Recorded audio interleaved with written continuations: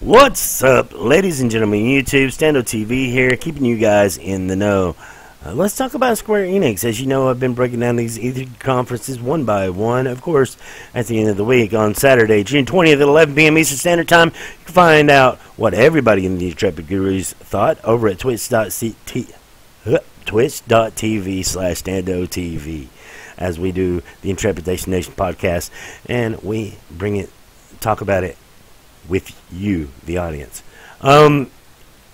So Square Enix, a lot of it was trying to be translated. A lot of it's in Japanese, and that's okay.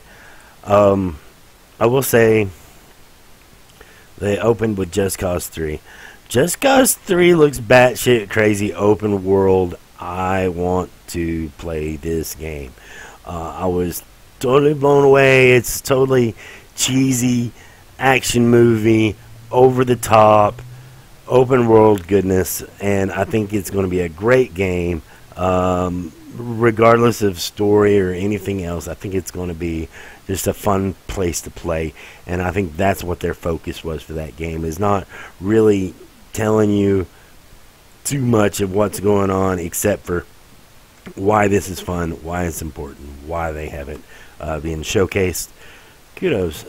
They showed a new Neo trailer. I think that's how you say it, Nearer. I'm not really familiar with that franchise. It looked pretty. It looked astonishing. They talked about a lot of Kingdom Hearts 3. That's one you need to be like.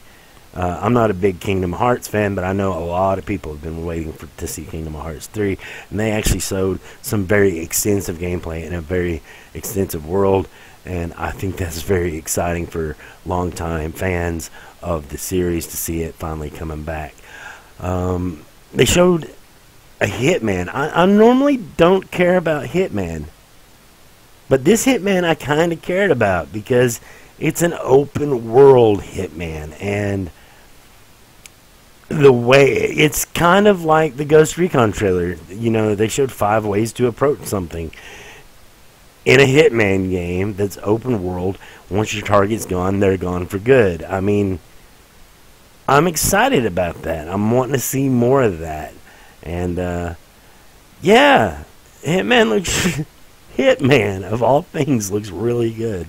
Who would have thunk it? I have the Hitman PS2 trilogy, and I just never really cared for them. And but this looks amazing. You sold me on that. Good job. Good job selling me an IP I thought I didn't care about. Good job.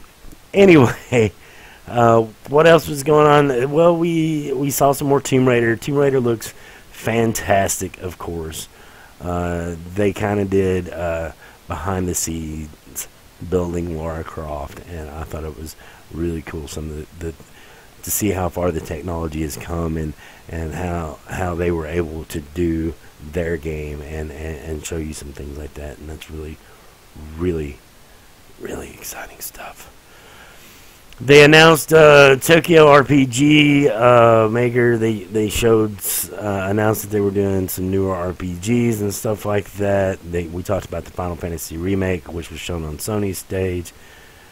And even though I'm going through Square Enix pretty quick, Square Enix actually showed quite. They brought a lot, and they've got a lot of studios now working on a lot of different style of games, and I think that's what Square Enix is trying to drive home, is that we don't just do Japanese RPGs. We do a little bit of this, we do a little bit of this, we do a little bit that everybody will enjoy, and I think that was the message Square Enix went with. And if I had to pick, Square Enix is up there, especially with the opening with Just Cause 3, the Final Fantasy stuff, making Hitman look cool and amazing again. Yeah, they showed some Deus Ex. I don't really care about Deus Ex. Some people do. Some people love that franchise. But overall, I mean, Square Enix is saying, hey, look, we make games that aren't just JRPGs too. I mean, we still make those JRPGs, and we still want to provide you with that JRPG experience, but we offer other games. I think that's the message that they were trying to give. Overall, it was a good conference. Again, it was. I think that they needed a better translator or a faster translator, because even the beginning when they were announcing, the Japanese guy was announcing the Final Fantasy VII trailer, it was all in Japanese, and the translator guy was like, you can hear him flipping his notes and stuff, and what he was supposed to be saying. I don't think it was actually truly translated very well. And so, yeah. But other than that, it was a good conference. I don't blame that on the Japanese or on Square Enix as a whole. It's just whoever they had translating a lot of the message I don't think was translating the whole message, wasn't able to keep up, or was totally uninvolved. Whether the guy was drunk, I don't know, but it was an amazing press conference nonetheless. And you know what? Nintendo did it. Well, let's go ahead and not talk about Nintendo. Nintendo showed a bunch of stuff that we already knew was coming. Yoshi's Woolly World, Mario Maker, Star Fox, things like this. We didn't even talk about Zelda or anything like that.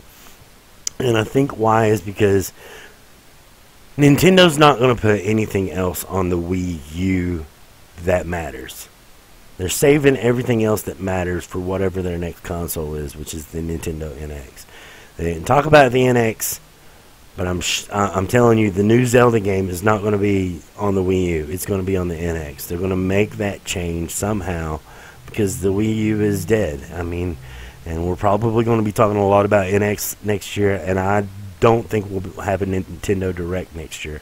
I think Nintendo actually comes to E3 next year. That's a prediction I'm making for next year, because I think that's very prominent. A thing to do is come back in a big way. But what I am begging you, Nintendo, what I am asking you, all these little cutesy games are fine, all these little first party games are fine, but make a box that's powerful enough to run all these third party plats and get the third party games back on your system, to where you can make your first development. You can take longer in between and make you already make a good product. You already make great games. You already do. Make a box that's powerful enough to run everything else, easy to port, and give us a standard controller to enjoy these games with. No more gimmicks. Please, Nintendo, no more gimmicks. I love you, Nintendo. I stuck with you even through the Wii, which was 90% shovelware. There were some good games on there, but you really had to dig for them. I'm begging you, Nintendo. Begging you. But anyway, that's my thoughts on E3, guys. And you can see the rest I'll be sharing more thoughts along with some of my friends, Tech Gladiator, and some of the other people, members of Intrepid Gurus, over on twitch.tv/StandoTV, Saturday night, June 20th at 11 p.m. Eastern Standard Time. Till then, guys, thanks for watching. Don't forget to rate, comment, and subscribe, and have a good one.